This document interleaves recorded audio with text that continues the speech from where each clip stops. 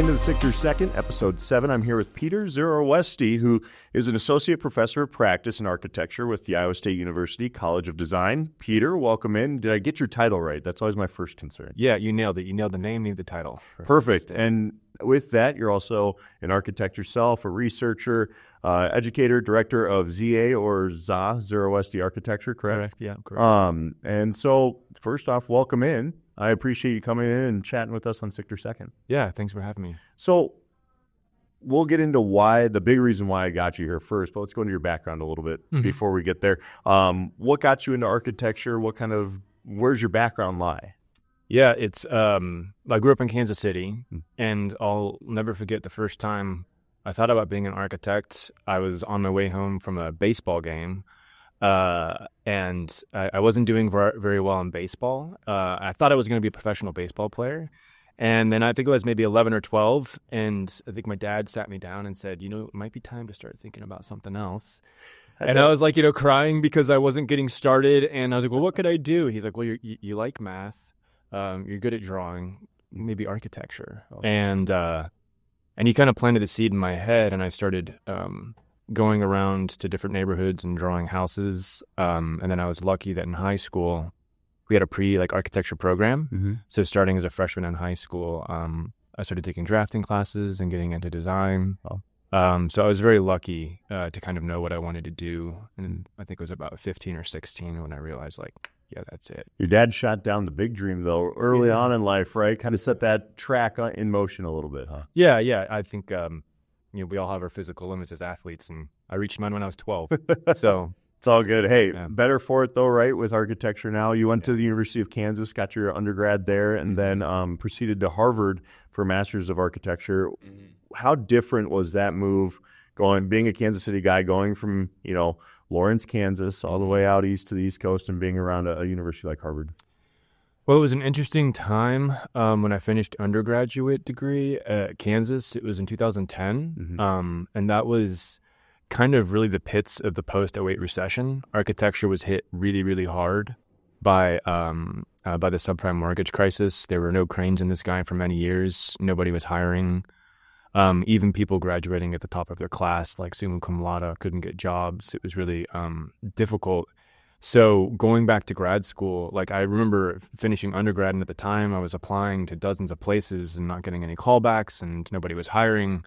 And the only people that were getting jobs, the few people that were getting jobs, had graduate degrees from places like Harvard, Princeton, Yale. So I thought, okay, if I want to be an architect, if I'm going to get a job in a firm, I guess this is what I have to do. Mm-hmm. So it was more of a survival instinct. Okay. To really make it as an architect, yeah. So how did that shape who you became as an architect in practice? It's an interesting question. I think that I don't take for granted opportunities to build, mm-hmm. right? Because I was kind of graduated into a world where there was no building for 5 or 10 years. So right around the age of 30, once... basically financial conditions allowed the economy to start investing in large-scale construction projects again. I was very grateful for the opportunity to actually be an architect and build things, because for 30 years nothing was getting built. So I think that I think not taking for granted the opportunity to build something. Yeah. How long were you in practice for before joining us here at Iowa State? 10 years, roughly, about a decade, which is probably about how long it takes to become any good at anything. But I'm still, as a professor of practice, I'm expected to maintain my own independent practice alongside teaching studios and service and a bit of research as well. So I still have an active practice, and I kind of do a little bit of both. What drew you to, I guess, the academia side of this world? I think research mainly. Research and realizing that as an architect, you can have a positive impact on communities through buildings. Buildings do matter for social and environmental fabrics, but even more than that, educating future generations of people, it's maybe not as glorious as $100 million architecture project, but we're the only architecture school in the state of Iowa. So if you want to be an architect in the state of Iowa, you come to Iowa State University. And as an educator, I think you can really help to kind of guide the future of the value systems of the built environment through education in ways that you can't if you're just in practice. Absolutely. So what year did you join Iowa State, and how's your experience kind of evolved as you've gotten more immersed in the teaching side of things? So I joined in 2022, and I joined kind of focused on post-disaster design, design thinking, engaged in social and environmental crisis. My practice, the biggest project that we've done was a post-earthquake social housing project in Albania. So I just finished that and came to Iowa with kind of fresh off the heels of this like really intense post-disaster project. So my teaching and research has really been kind of focused on social and environmental crisis and the roles that architecture play in that. Then that brings us to the point of why I wanted to get you on this podcast. If you venture upstairs to the 4th floor in the College of Design space up there, there's a small structure. It appears out of bamboo, and correct me if I'm wrong, that your course has been working on. Kind of explain what that course has been doing within the Student Innovation Center based around some of that architecture mentality. Yeah, so this is the studio is called Leo Lab, which stands for Lima, Iowa Operation. So it's a collaboration between Iowa State University College of Design and Universidad Privada del Norte, which is a university in Peru. And this relationship goes back decades. Like our dean and the dean down there are friends from, they're both Latin American, Cristina Dreyfus Serrano and Luis Gutierrez here. And like my dean approached me a couple years ago because of my teaching experience in Buenos Aires, Argentina. I have some experience in Argentina. About if I'd be interested in partnering to build something with this Latin American university, and I jumped at the opportunity. We started with kind of relationship building a couple years back.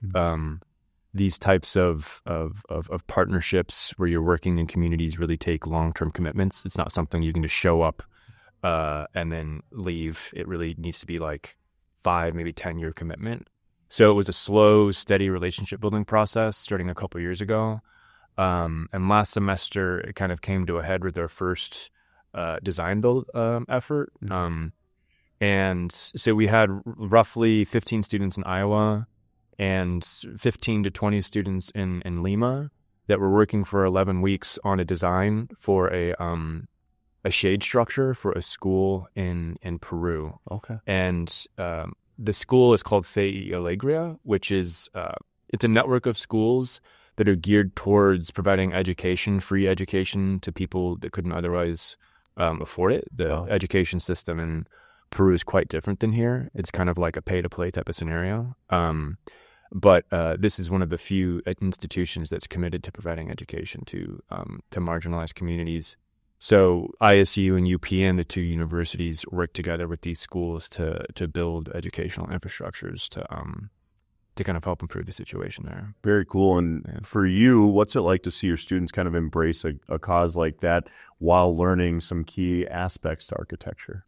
Yeah, it was, I the testimonials of the students at the end of the semester, I asked them to write testimonials, and the kind of overwhelming consistency was, that was by far the most difficult, but also the most rewarding thing that I've done. Yeah. I think the students, especially as architecture students, they're really hungry to build something. And, it's a 5-year program, and you're doing drawings, you're doing models, but the end goal of an architect is to build one-to-one full-scale architecture, right? Mm-hmm. So they're really hungry for that type of experience, and this is the first time they've been able to do that. Yeah. So they were really engaged, really committed, and they stepped up like in ways that I was like completely shocked in a positive way by. They were really like tough, resilient, positive group. Because you were able to go down to Lima as well, correct? Mm-hmm. And actually build a one-to-one scale of what you guys had kind of prototyped upstairs. Yeah. So it was, it was November 19th that I think 15 of us hopped on a flight and flew down to Lima. And the very next day we were on site building 8-hour days underneath the equatorial sun. And nothing can really prepare you for like working in the Peruvian equator environment until you're there. So we overcame a lot. The the school itself was located in the neighborhood of Torrijos, which is on the outskirts of Peru. There's like a lack of infrastructure, so even getting there, like in a van, was a daily adventure.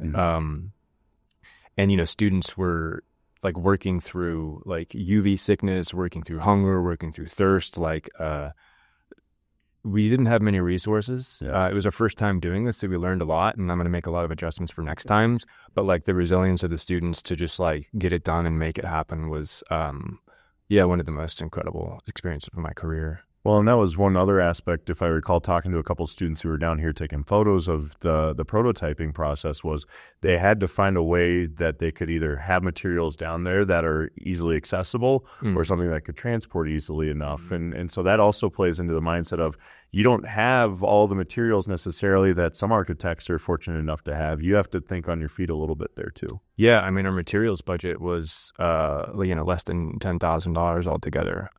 And we were supposed to build a 1,500 square foot structure with that. Like, if you're going to build 1,500 square foot structure in Iowa, you're looking pretty close to six figures.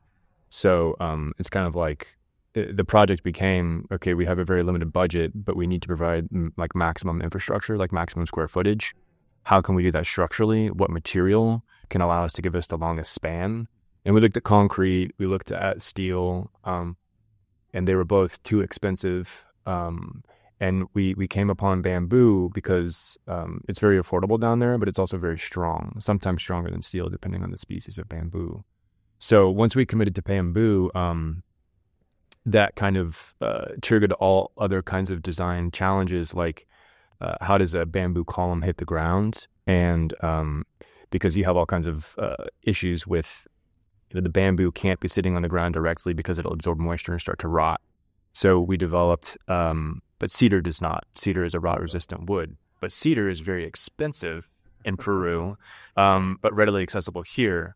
So we found a way to get some cedar in Iowa and use the shop to lathe it. A lathe is a machine that basically spins wood and allows you to create like cylindrical, like revolved surfaces. And we were able to get 40 of them.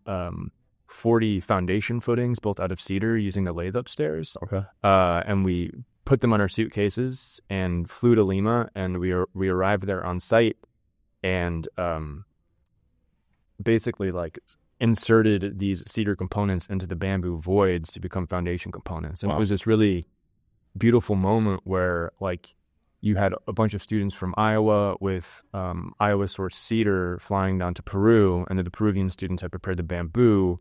And it was this coming together of people and materials. And it was like this really kind of magical moment where we had friction fit. It was just even the sound of the bamboo going into the cedar.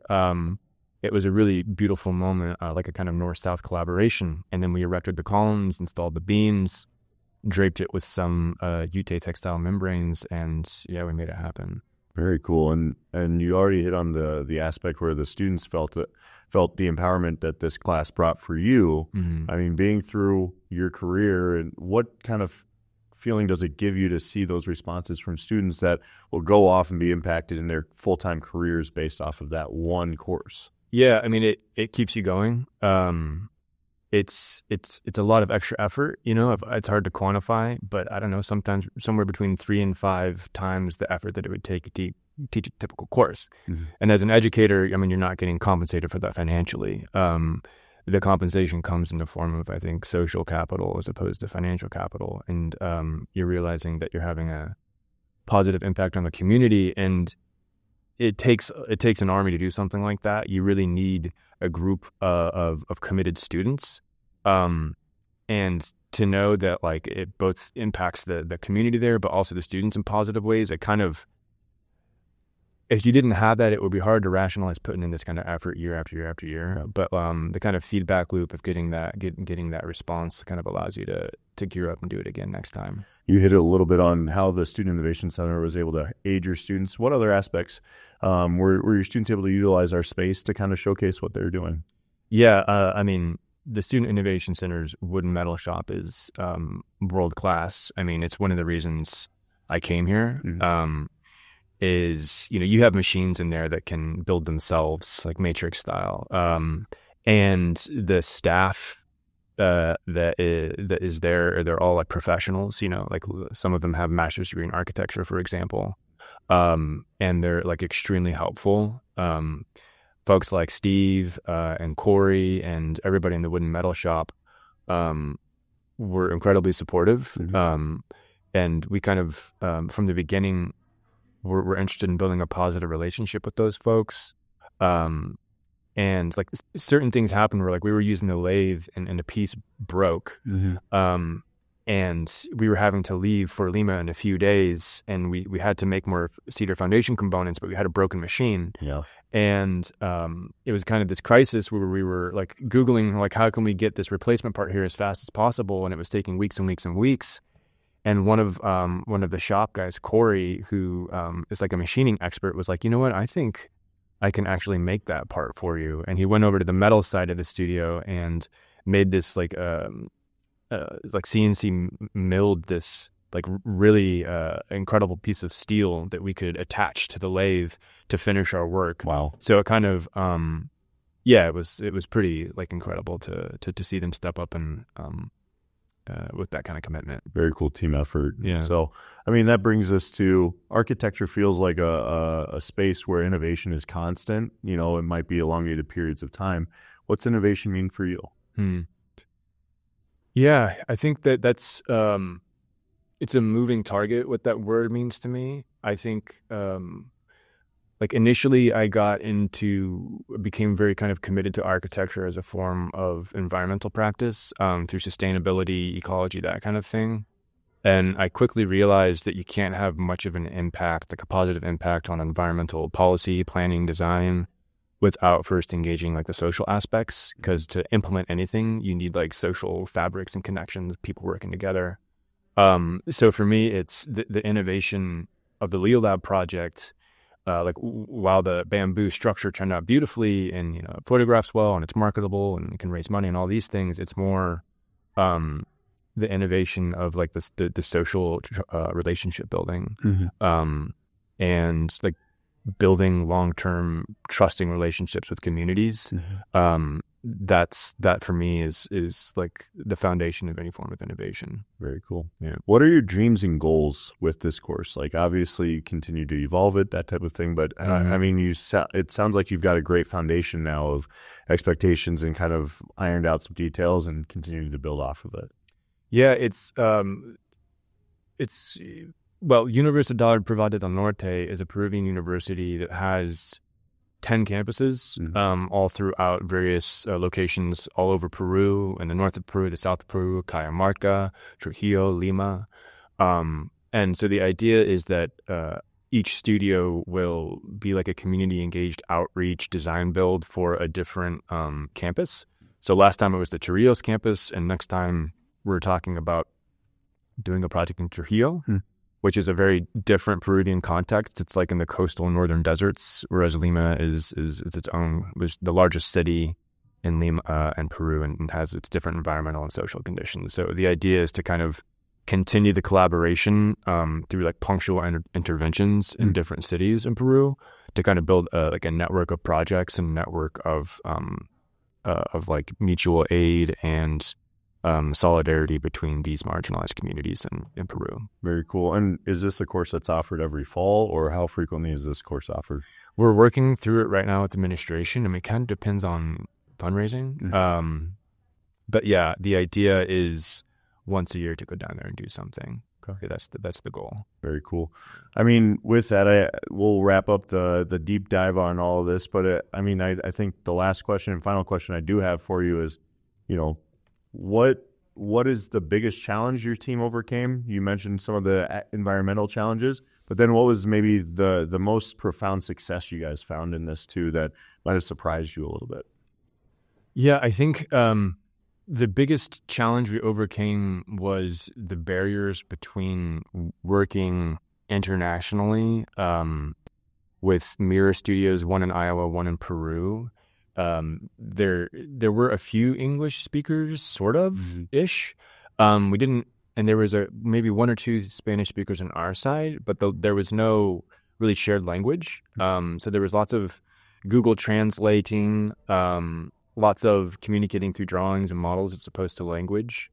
And then when we arrived on site, these people they never met each other in real life, right? They just met each other on Zoom, and they came together and sort of knew each other, and they were sort of able to share a language.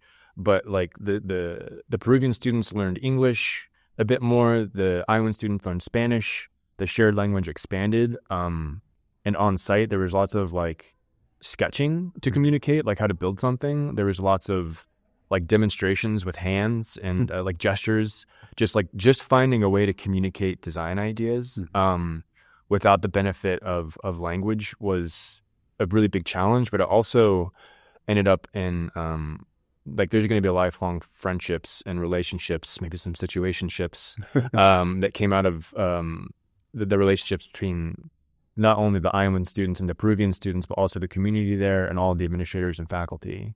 So, yeah, just that. Very cool. Well, how many languages do you speak by chance? I would say 2.5. Okay. English, German, and a bit of Spanish. Okay. My Spanish is improving. All right. I was curious because you've had some accent on there which has been great. And I saw going through kind of your CV that you had some time over in Germany too. And you've been a world traveler a bit there. So it's pretty cool. Yeah. That'll get us into our quick fire now. And I'll tie some of these back into your travels a little bit if that's all right with you. So we'll start with this. What's your favorite city you've had the privilege of visiting? I lived in Berlin between 2008 and 2012, and I think that was far and away my favorite city to live in. It was in a very particular moment too. I mean, the city's changed a lot, but I was very lucky to be there at a very special moment. So Berlin, Germany. Okay. From an architecture standpoint, what's your favorite building on campus?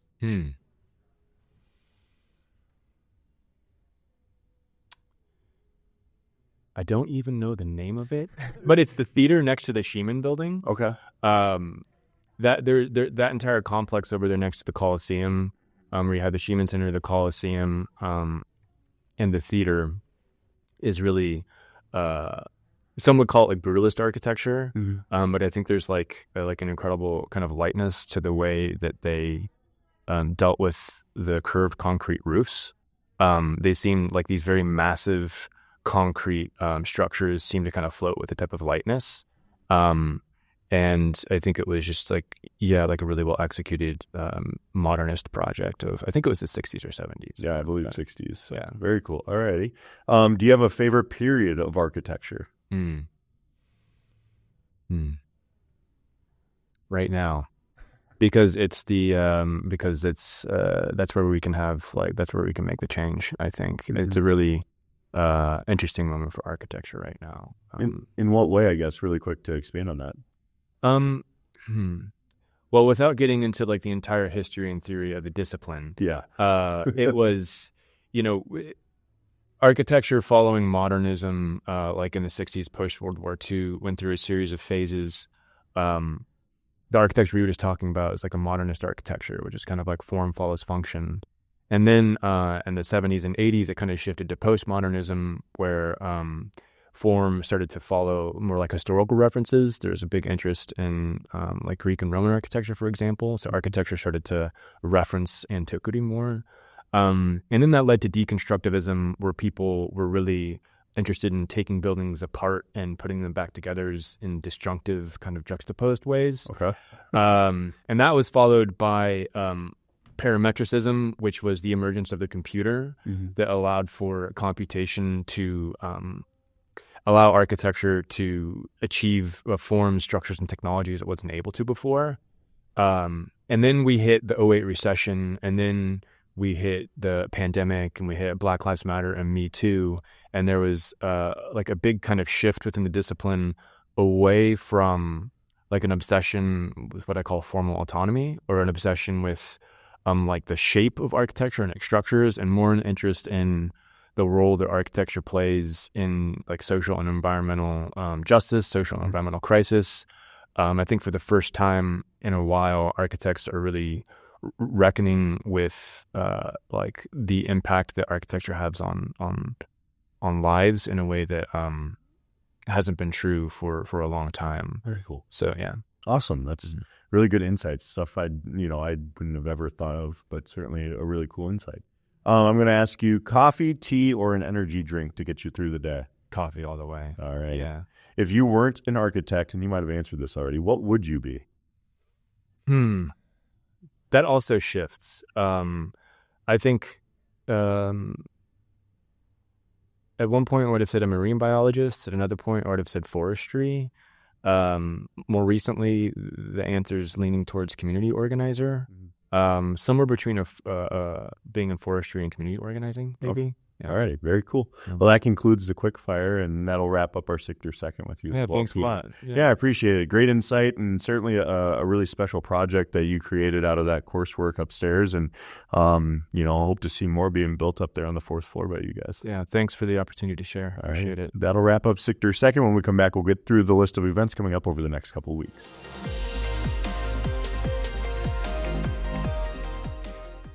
So a big thank you to Peter Zurawesti for coming in, talking about the innovative process that he had with his class to make that structure down in Peru a reality. Certainly a very cool project, and great to see what's happening here on campus at Iowa State.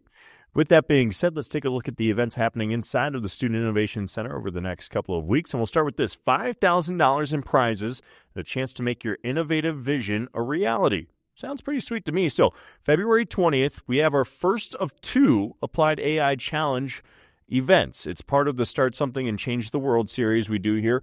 And if you want to make a difference but think you need to be a tech expert, go ahead and think again. The AI Innovation Challenge invites all Iowa State students to create meaningful change through applied AI. No coding required, just your unique perspective and desire to make an impact. So join us for both sessions, February 20th and March 6th. You have to attend both from 5 p.m. to 8 p.m. in the Sector Launchpad.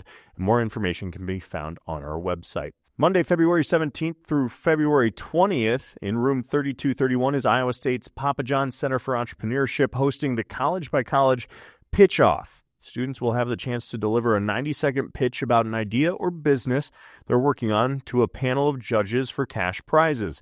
In addition to the cash prize, up to 4 top winners in each pitch-off will advance to the College by College Pitch-Off finale. Those events start at 3 p.m. and run until 5 p.m. each of those days, again in room 3231.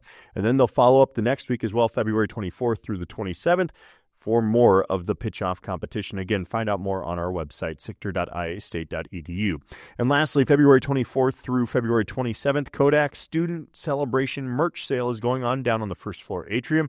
CODAC is the art club on campus. They drew up a variety of T-shirts, hoodies, crew necks, hats, bags, and notebooks, pins, and stickers celebrating you. So, things you like to do as well around campus. Their designs are super imaginative and innovative. The graphics were created by students just like you. So come out to the Innovation Center and support the students' artwork and designs created just for you in mind. Again, that is happening February 24th through the 27th here on the first floor of Sector. For a full list of events happening inside of Sector, go ahead and visit our website, sector.iastate.edu.